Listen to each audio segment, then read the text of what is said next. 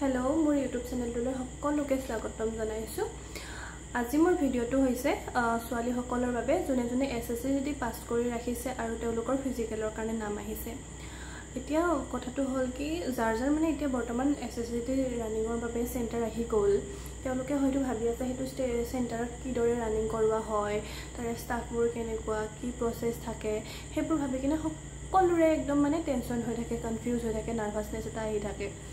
আৰু মই যেতিয়া দিছিলো তেতিয়া মোৰো হেনেকুৱা এটা ভাব আছিলে যে কি হ'ব, কেনেকুৱাকে হ'ব, কি সিস্টেম তাৰে, হেবোৰ মানে সকলোবোৰ ভাবি থাকা গৈছিলে। আৰু যিসকল মোৰ ভিডিওটো হৈছে যিসকলৰ 9 মাইলত ৰানিং সেন্টাৰ পৰিছে তেওঁলোকৰ বাবে, যেহেতু মোৰ সেন্টাৰ আছিলে 9 মাইলত আৰু সেইবাবে মই মোৰ এক্সপেৰিয়েন্সখিনি শেয়াৰ কৰিব বিচাৰিছো। যাৰ যাৰ 9 মাইলত সেন্টাৰ পৰিছে তেওঁলোকৰ যেটো কনফিউজন আছে হেতু অকমান হলেও যদি মই দূৰ কৰিব পাৰো তাৰ কাৰণে মোৰ অকমান চেষ্টা। যেহেতু মোৰ ৰানিং আছিলে 9 মাইলত, তাতে সকলোখিনি বহুত বেছি ভাল, মানে তাতে বহুত জলদি আমাৰ ৰানিংটো কমপ্লিট কৰে। প্ৰথম কথা তাতে আমাক বহুত জলদি ৰানিংটো কমপ্লিট কৰাই দিয়ে। মানে মোৰ যেদিনাখন ৰানিং আছিলে সেইদিনাখন ৰাতিপুৱা 7:30 বজাৰ ভিতৰত আমাক ৰানিং কমপ্লিট কৰাই দিছিলে।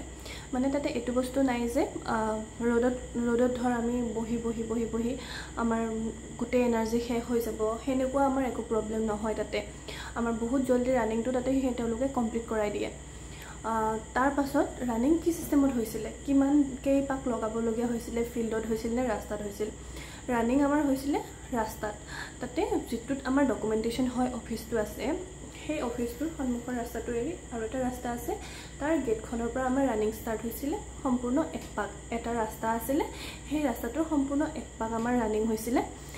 তাতে আমাৰ তাৰ পৰা সেই গেটখনৰ পৰা ষ্টাৰ্ট কৰি এক পাক লগাই আহি কিনে এখন ফিল্ড আছিলে, সেই ফিল্ডখনত আমাৰ ৰানিংটো শেষ হৈছিলে। তাৰ উপৰি 9 মাইলৰ যেটো ষ্টাফ আছে তেওঁলোক বহুতেই বেছি ভাল আছিলে, তেওঁলোক বহুত বেছি সাপোৰ্টিভ হয়। মানে তেওঁলোকে কি কৰে আমাক পিছে বহুত বেছি জোশ দিয়ে, আমাৰ লগতে থাকে তেওঁলোকে আমাক ইমানেই বেছি জোশ দিয়ে যে তাৰে 95% ল'ৰা ছোৱালী তাতে পাস কৰে। 9 মাইলত যাৰ যাৰ ফিজিকেল হয় তেওঁলোকৰ 95% ল'ৰা ছোৱালী পাস কৰে। ফেইলৰ সংখ্যা বহুত কম, যিসকলৰ ৰানিং একদম উইক বা কিছুমানৰ লাকো বেয়া থাকে তেওঁলোকৰ হে ৰানিংটো বেয়া হয়। আৰু যিসকল মানে অকমানৰ কাৰণে ফেইল কৰিব খোজে বা কিবা এনেকুৱা হয় 30 সেকেন্ড 20 সেকেন্ডৰ কাৰণে তেওঁলোক ফেইল কৰি যাব বা বেয়া হ'ব, তেওঁলোকক মানে ইমানেই বেছি জোশ দিয়ে পিছফালৰ পৰা তেওঁলোক পাস কৰি যায়। তাৰে এটা হেতু প্লাস পইণ্ট।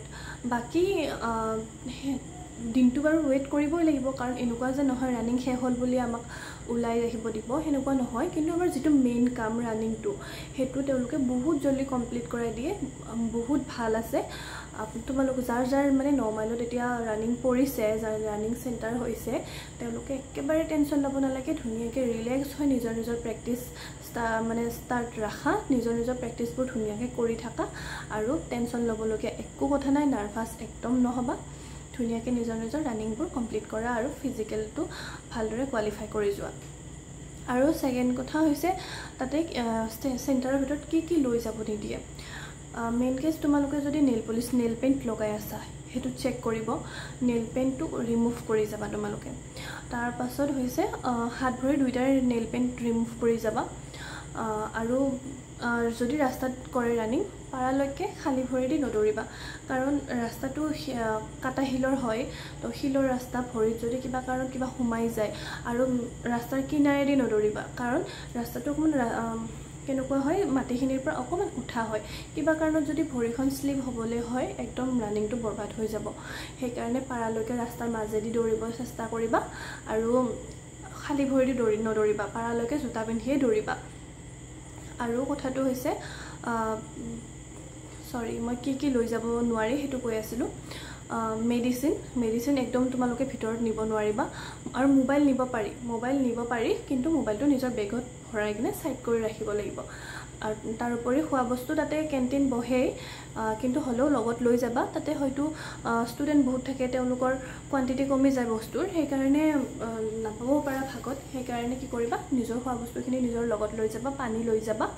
তাতে কিনিবলৈ পায়, হ'লেও নিজৰ সেফটিটো নিজৰ লগত সকলোখিনি যোগাৰ লৈ যাবা। মেডিচিন লৈ যাব নোৱাৰি। নেইল পেইণ্টটো যদি লগাই আছা ধুনীয়াকৈ ৰিমুভ কৰি যাবা, ইমানখিনি। বাকী ইমান একো টেনশ্যন ল'বলগীয়া নাই। তোমালোকে ধুনীয়াকৈ ৰানিংবোৰ ষ্টাৰ্ট ৰাখা, নিজৰ ডায়েটবোৰ ধুনীয়াকৈ মেইনটেইন কৰি থাকা আৰু নিজৰ ৰানিং কমপ্লিট ৰাখা। ধুনীয়াকৈ ফিজিকেল দিয়া, ধুনীয়াকৈ কোৱালিফাই কৰা। Best of luck, best wishes থাকিল মোৰ ফালৰ পৰা। Bye bye.